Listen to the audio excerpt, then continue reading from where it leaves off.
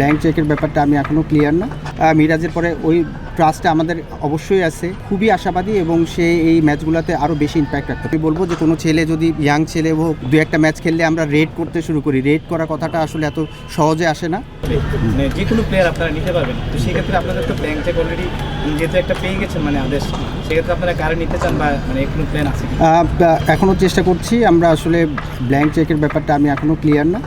তো যেটা হচ্ছে যে তারা চেষ্টা করছে, যারা ওনার আছে, কীভাবে আর টিমটাকে আরও ভালো করা যায় সামনে যে ম্যাচগুলো আছে, এবং আমাদের টিমের জন্য কারা আসলে সুইটেবল হবে এবং কারা অ্যাভেলেবেল আছে।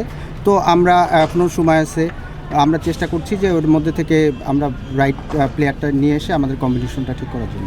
যখন কোনো প্লেয়ার আপনি ওভারসিজ প্লেয়ার নেবেন এবং এখন একদম খেলা শেষের দিকে জানেন, তো আসলে গুরুত্ব বুঝে এবং কোন প্লেয়ারটা ইম্প্যাক্ট রাখতে পারে সেসব বিবেচনা করেই নেওয়া হয়। তো আসলে এটার মধ্যেই আসলে আপনি যখন এই একদম শেষের দিকে এসে কোনো প্লেয়ার নেবেন, আসলে ওইভাবেই চুজ করা হয় যেন তাই সে টিমের প্রতি ইম্প্যাক্ট রাখতে পারে। আপনি জানেন যে সিলেট যে পর্বতে আমরা অনেকগুলো ম্যাচ খেলেছি, তো আসলে সো ফার সো গুড ছিল। কিছু ম্যাচ ভালো জিতেছি, কিছু ম্যাচ ক্লোজ ছিল। তো লাস্টের যেটা দুইটা ম্যাচ ছিল যে আমাদের ছেলেরা ভালো খেলেছে এবং ভালো একটা উইনিং মোমেন্টাম পেয়েছি। তো আমরা আসলে ওই ধারাবাহিকতা নিয়ে চিন্তা করছি যে আসলে কালকে যে ম্যাচটা আছে এটার জন্য আমরা ভালো শেষ করতে পারি। মিরাজ তো দারুণ লিড করছে, টুর্নামেন্ট সেরা হয়েছিলেন মিরাজ, গত বছর ব্যাটে বলে পারফর্ম করেছেন। এবার আপনাদের ডিরেক্ট সাইনিং যদি বলি, তারপর ক্যাপ্টেন্সি করা, দলকে প্লে অফে অলরেডি নিশ্চিত হয়ে গেছে, সবই ঠিক আছে, কিন্তু অ্যাজ এ প্লেয়ার হিসেবে মিরাজের ব্যাটিং বোলিং সেভাবে আসলে জ্বলে উঠছে না। কথা বলেছেন কি প্রবলেম বা কোথায় আসলে সমস্যাটা? একটা ছেলে যে প্রতি বছরই আসলে পারফর্ম করবে একইভাবে, এটা আসলে ডিফিকাল্ট। কোনো সময় ওর থেকে ভালো করতে পারে, কোনো সময় ওই রকম নাও করতে পারে। তো একটা সময়ের মধ্যে যে যাচ্ছে মিরাজ, তো তার সাথে কথা হচ্ছে যে কোথায় খেললে সে কোন পজিশনে খেললে ভালো করবে বা বলিং কোথায় করলে ভালো হবে, এগুলো নিয়ে কথা চলছে। এবং আপনি জানেন যে মিরাজের পরে ওই ট্রাস্টটা আমাদের অবশ্যই আছে। এখন যে কোয়ালিফায়ার রাউন্ডের ম্যাচগুলো আসতেছে সামনে, এবং এখানে জানেন যে এক্সপিরিয়েন্সটা খুবই ইম্পর্ট্যান্ট একটা ব্যাপার। তো আমরা এখনও খুবই আশাবাদী এবং সে এই ম্যাচগুলোতে আরও বেশি ইম্প্যাক্ট রাখতে পারে। ভাই, আপনাদের লোকাল প্লেয়ারদের সাথে আপনার অ্যাটাচমেন্ট খুব ভালো। আমরা জানি যে প্লেয়ারদের সাথে খুব ভালো সম্পর্ক, সবসময় আপনার সাথে পরামর্শ নেয় বা যে কোনো কিছু। এই যে বিশ্বকাপ নিয়ে একটা অনিশ্চয়তা তৈরি হয়েছে, তাদের প্লেয়ারদের মনোভাব কি দেখছেন এবং কোনো প্রভাব পড়ছে কিনা আসলে খেলার মধ্যে? আমি যেটা দেখেছি যে শুধু আমার টিমের প্লেয়ার না, আমার টিমের প্লেয়ার আছে স্কোয়াডে, এবং অন্য টিমে যারা প্লেয়ার আছে তারা আসলে এখনই ওয়ার্ল্ড কাপ নিয়ে কিছুই চিন্তা করছে না। তারা আসলে পুরোপুরি ফোকাস বিপিএল নিয়ে, এবং বিপিএলে তারা কীভাবে টিমকে কন্ট্রিবিউট করতে পারে সেটা যে টিমেই খেলুক না কেন। এবং তারা আসলে ওই বিপিএলটাকে নিয়ে আসলে মনে হচ্ছে যে বেশি তারা ফোকাস আছে এবং এই ব্যাপারেই তারা প্রিপারেশন নিচ্ছে এবং সেভাবেই খেলছে। স্যার, আরিফুল আপনাদের টিমে আছেন, প্রথম কিছু ম্যাচে সুযোগ পায়নি, পরে সুযোগ পেয়ে মোটামুটি ভালোই করেছে। আসলে আরিফুলকে আপনি কীভাবে রেট করেন এবং কেমন? এখনও রেট করার সময় এখনও আসে নাই।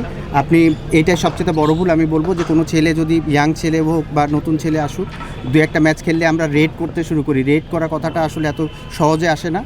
এটা আরও 2-4 সিজন খেলবে, পারফর্মের ধারাবাহিকতা থাকবে, তারপরে মনে হবে যে না কিছু ফ্রান্স মুভমেন্টে সে জিতাচ্ছে, এইগুলো হিসাব করে তখন আপনি রেট করবেন। এখন আসলে রেট করার কিছু না, কিন্তু হ্যাঁ সেই ছেলের মধ্যে কোয়ালিটি আছে, তাকে যদি আমরা প্রপার নার্সিং করতে পারি তাহলে মনে হচ্ছে যে সে ভবিষ্যতে ভালো খেলবে। এমনিতে পার্সোনালি আপনার কেমন লাগে ও যখন একটু আনন্দমূলক শটগুলো একটু বেশি খেলে? আমার কাজটাই তো আসলে ওই ছেলেরা যখন প্র্যাকটিস করবে তখন তো টেকনিক্যালি হোক মেন্টালি হোক এইসব জিনিসগুলো দেখা। তো এটাই স্বাভাবিক যে ও প্র্যাকটিস করছে, ও কোনো কিছু যদি কারেকশন দরকার হয় আমিই যাব কথা বলবো। তো এটা স্বাভাবিক, অস্বাভাবিক কোনো কিছু না। এটা শুধু আরিফুল না, যে কোনো ছেলের ক্ষেত্রে এটা হতে পারে। তো ওইটা নিয়ে কথা হচ্ছিল যে আসলে ও এই বলে কোথায় কোথায় মারলে আসলে ওর জন্য আরও ইজি হবে। এখনও পর্যন্ত দেখেন যে ভালো খেলা হচ্ছে, ক্লোজ ম্যাচ হচ্ছে। আমার কাছে মনে হয় যে এবার বিপিএলে পয়েন্ট টেবিল দেখলে বোঝা যাচ্ছে যে খুব ভালো হচ্ছে এবং অনেক আপস অ্যান্ড ডাউনস আছে যে। এবং আসলে টিম যখন প্রথম তৈরি হয়েছিল বিভিন্ন টিম বিভিন্ন আসলে স্ট্রেংথের জায়গা ছিল, কিন্তু আসলে দেখা যাচ্ছে যে চিন্তাভাবনা অনেক কিছু আসলে চেঞ্জ হয়ে গেছে। তো ডেফিনেটলি এটা ভালো হচ্ছে। এটা তখনই এটা ভালো হচ্ছে, এটাই আমরা বুঝি যে যখন বাঞ্চ অফ প্লেয়ার সবাই ভালো খেলছে।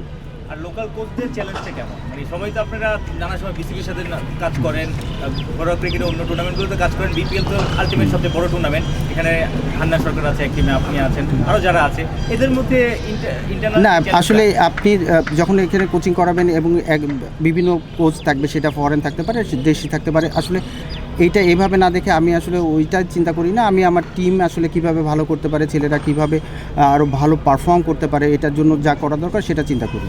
এটা অপোনেন্ট টিমে আছে বা অন্য কে আছে, এটা আসলে খুব একটা ম্যাটার করে না।